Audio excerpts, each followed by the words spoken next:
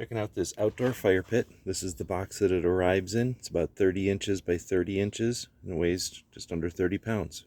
Let's open it up and take a look at it.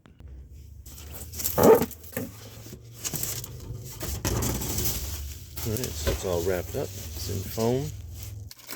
Looks like all the hardware is on this card. That's pretty cool. Got the instructions here. Unwrapping some of the parts, and you can see it's all finished really well.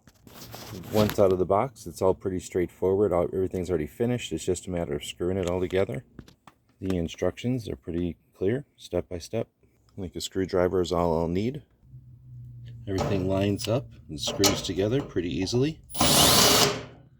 You build some sub-assemblies and then put them together. So altogether, it took about 10 minutes, 20 minutes to put it together. Really looking forward to checking this out with a fire now. I want to thank Mistmo for sending us this one. Really impressed. Hope this helped.